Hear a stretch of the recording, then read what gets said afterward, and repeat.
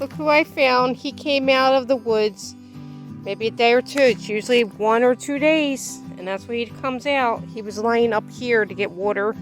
I always have water or some kind of, this is dirty, but yeah.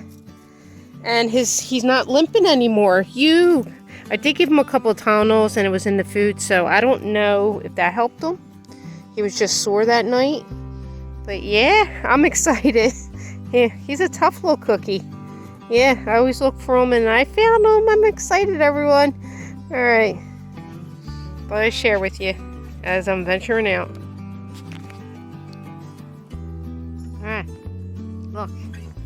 It's starting to bloom. This is my peach tree. So hopefully it's not confused. And because of the cold and everything, it's starting to bloom. Let's go over to the pear, which I haven't got no pears from it.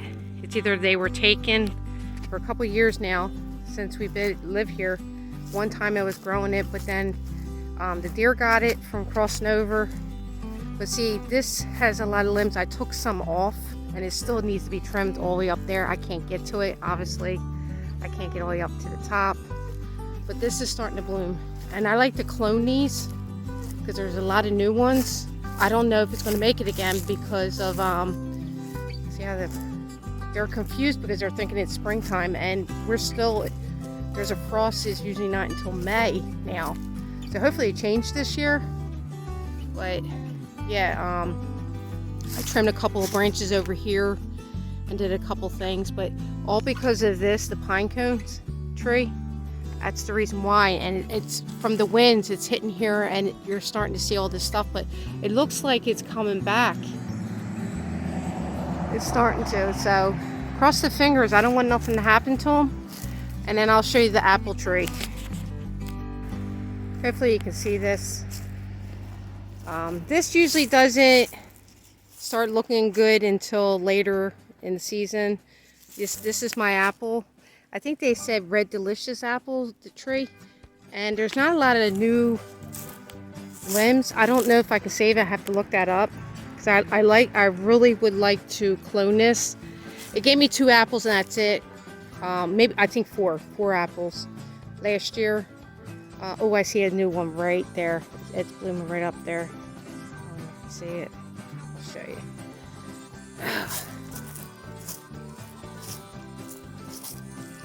This one right here is new. You can tell how fresh it is. Oh, sorry. My sunglasses. Really bright out here. This one is fairly new. But yeah, this is, as you see, they said woodpeckers are coming in, and these are not any bugs or anything, but they said a woodpecker is coming in here and getting the juice out of this. They're pecking on it. I've been looking into it, asked my neighbor about it, but there is mushrooms growing on it, so that's usually a sign that it's dying. But as you see, it's been here for such a long time. But I really have to focus on this one because it's starting to peel. You see this, I peeled it back to see what's going on. It was really bad, it was coming off real easily. See how it is? And that's not good. It means that it's slowly dying, so that's why I want to clone this. It's time to clone it, but I'm going to let it live its life here. I have no problems with that because it provides for the families who were here. The last family that lived here, they didn't care about these. They didn't bother with them, and that's why it got destroyed. And it got overwhelmed when the peach and the pear tree, they didn't take care of it. And I'm learning about it. I don't know too much about this stuff, so yeah, I thought I'll give you an update on my trees. Yeah, it saddens me, but I'm gonna just leave it here, let it live its life. You know, I'm not gonna do anything else, and try to see if I can take some of their limbs and then try to clone them. And if you do clone, I know that the first thing, see, I'm starting to see now that I'm talking to you, like this is new, you know, on the tree. It's trying. And when I put that, it was a fruit, citrus food.